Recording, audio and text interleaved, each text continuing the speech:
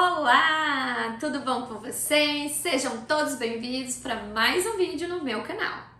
Hoje nós vamos falar sobre um tema muito importante, que são as consequências, psicológicas e emocionais que tem quando a pessoa passa por um abuso sexual na sua infância ou na sua vida adulta. Antes da gente começar a falar sobre o assunto, eu gostaria de pedir para vocês se inscrever no meu canal, ativar as notificações, teremos vídeos toda semana. Bom, pessoal, como foi falado no último vídeo que eu trouxe aqui, vou até deixar aqui na descrição para quem não assistiu, para poder assistir o vídeo, eu falei um pouquinho sobre o que é a violência sexual infantil e como a gente pode proteger as nossas crianças.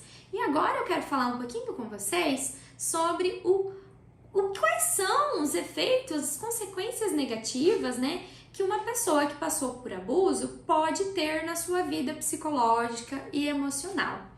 A gente precisa lembrar que, independente de qualquer violência, quando a pessoa passa, a gente coloca isso como um trauma, que foi algo que ela não esperava ter passado, mas que infelizmente ela acabou passando. Um dos sintomas ou das reações que a pessoa pode ter, ela pode ter um choque. Um choque muitas vezes porque ela passou por isso com pessoas que são próximas, ou talvez com uma pessoa que ela confiava, e aí a pessoa pode entrar em um estado de choque. Isso é muito comum acontecer, principalmente quando você não espera, Até mesmo porque essas situações de abuso, de violência, a gente não espera que a gente vai passar por pessoas que a gente conhece. E nós sabemos que muitas vezes esses casos eles passam por pessoas extremamente próximas ao nosso redor. Outra situação é a gente pode se sentir com raiva, A vítima sente com raiva, raiva do abusador, raiva da situação. Ela pode ter o sentimento de raiva com ela mesma. Sabe aquele sentimento de culpa da vítima muitas vezes achar que ela é culpada por aquilo que ela passou, que ela deveria não ter usado um short curto, que ela deveria não ter entrado no apartamento do fulaninho, ou que ela deveria não ter saído de casa, porque daí ela não teria passado por essa situação. Isso é muito comum e a gente precisa entender que a vítima nunca é a culpada, O culpado é quem agrediu, independente se ela estava de short curto, se ela estava num ambiente que teoricamente, socialmente, as pessoas falam que você estava se colocando em risco, Então acho que a pessoa tem que ter consciência. Aquela pessoa que te fez isso, ela deveria ter tido consciência que se você disse não, se você falou que você não queria e ela não soube respeitar isso, Ela deveria ter tido essa consciência e não você, que é apenas a vítima. Também a gente percebe muito, principalmente eu aqui na clínica, que o paciente ele pode trazer muita falta de confiança, Se ele não pôde confiar naquela pessoa que teve esse comportamento de abusar nela, ela acha que muitas vezes ela não pode confiar em mais ninguém. Até porque existem alguns casos que quem faz o abuso sexual com essa criança pode ser o pai, pode ser um avô, pode ser uma mãe, E são pessoas que a gente, teoricamente, aprendeu que são pessoas que a gente pode confiar, Que são pessoas que a gente deve confiar. E nesses casos, quando você passa por isso, essa falta de confiança em si mesmo, essa falta de confiança no outro, é algo que vem muito forte, muito enraizado, onde nós vamos ter que trabalhar muito em terapia, para que essa pessoa vai tendo novas redes de apoio. Outra situação que as vítimas passam, ansiedade ou medo constante, ligados a pensamentos, recordações frequentes em relação ao que aconteceu. Então essa ansiedade vem muito carregado por um medo de passar novamente por aquela situação, o medo de se colocar novamente naquela situação, mesmo que a gente saiba que essa pessoa não teve culpa do que ela passou, mas aí vem muito carregado com uma ansiedade, onde às vezes acontece desse paciente ter crises de ansiedade, se ela chegar perto de algum lugar que ela passou pelo abuso, vamos supor, essa pessoa sofreu abuso numa rua escura. Então, todas as vezes que ela chegar em uma rua, que ela sente que o ambiente é parecido com aquilo que ela passou, aonde ela passou, ela vai ter esse sentimento de ansiedade, de medo constante. Outro sentimento que a vítima tem é o sentimento sem valor, deixar de gostar de si próprio, né? De achar que ela não tem, que ela tem nojo dela mesma. Eu já ouvi muitos relatos do tipo, todas as vezes que acontecia eu me sentia com nojo, eu me sentia como se eu tivesse impura, como se eu tivesse, como eu posso dizer, como se eu tivesse mesmo com alguma coisa no meu corpo que eu não conseguia tirar, na verdade, né? Então eles têm muito esse sentimento. Outro também é uma tristeza profunda, de como se aquilo que ela passou falasse do que ela é, falasse do que ela é como pessoa, né?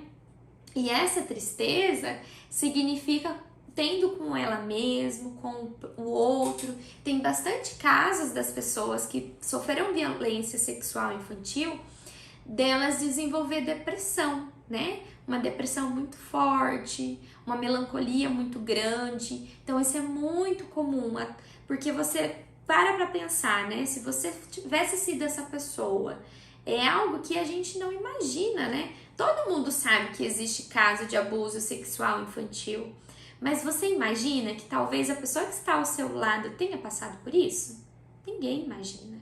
E aí você pensar que, tá, isso acontece na casa do coleguinha, mas nunca vai acontecer comigo, e de repente você se vê nessa situação, é algo que te traz um sentimento de tristeza muito profundo. Então a gente tem que ficar muito atento a esses sinais também. Medo de que a situação de violência se repita, né? Então a gente tem aquele medo constante de que isso possa voltar a acontecer. Às vezes, se eu estou, vamos supor, eu passei por um abuso num bar. Então eu evito entrar em bares, porque todas as vezes que eu entro nesse bar, eu tenho a sensação que eu vou passar por isso de novo. É óbvio que a gente sabe que não necessariamente que isso vai acontecer nos mesmos lugares, mas o trauma se instalou na vida dessa pessoa. Então, para ela, é como se essa confiança de que todas as vezes que ela for por um bar, como é o exemplo que eu trouxe para vocês, que ela provavelmente pode passar por isso também. Medo de estar sozinha, então ela tem uma necessidade muito grande de estar com o outro. Então essa pessoa, ela tem aquele medo excessivo de estar sozinha, porque quando ela passou por isso, provavelmente ela estava sozinha. Então é algo que vai enraizando dentro dessa pessoa. Medo de quem praticou o crime ou de que algo de mal lhe aconteça. Então assim, a vítima, ela tem muito medo daquela pessoa que praticou. Tanto que eu sempre coloco como um alerta para os papais que vamos supor que a criança fica muito com o tio João. E aí, de repente, a criança se nega a estar com o tio João. É um medo constante de quem fez com que essa criança sofresse, passasse por esse abuso, né? Então, isso é super comum de acontecer. Então, se vocês observarem esses comportamentos, é muito interessante que vocês fiquem em alerta ou busquem ajuda de um profissional da psicologia. Vergonha de contar o que passou, vergonha do que os outros vão pensar, vergonha de ser julgada, vergonha das pessoas olhar para você e falar: ah, mas olha onde você estava. Ah, mas foi você que fez isso. Ah, ele só fez isso porque você se insinuou para ele. Gente, isso dói. A pessoa que passou por um abuso, dói muito ouvir esse tipo de coisa. Você queria ser abusado? Essa fica a questão aí. E é uma das coisas que mais me revolta como profissional e como pessoa mesmo, de ouvir que ainda existem pessoas que têm esse pensamento. É algo que é inimaginável, né? E muitas vezes tem medo da vítima de que ninguém acredite em si, né? Então, muitas vezes essa pessoa passa anos sem contar pra ninguém. Eu já vi casos de pessoas ficarem a vida toda e nunca contar pros pais que foi abusada, por medo, por achar que as pessoas não vão acreditar nela, porque se socialmente isso é visto como sempre coloca culpa aí na vítima, né? Então, para aquela pessoa que passou por isso, ela não quer passar pela situação de ser culpada. Ainda mais que muitas vezes ela tem esse próprio sentimento com ela, né? E medo de nunca conseguir recuperar do ato de violência. Então, esse medo é muito constante. Vocês percebem que a todo momento aqui eu fui trazendo muitos medos, é exatamente isso que eu quero trazer para vocês. A pessoa que passa por um abuso, o medo é constante. É como se ela não conseguisse confiar mais em ninguém.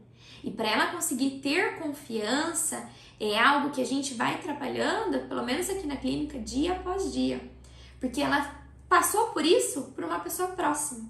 Então, em quem eu posso confiar, né? Se eu passei por uma violência física ou uma violência sexual contra o meu pai fez isso comigo, então, em quem que eu posso confiar? Então, esse é um sentimento muito comum em pacientes, em pessoas que passaram por essa situação de violência sexual.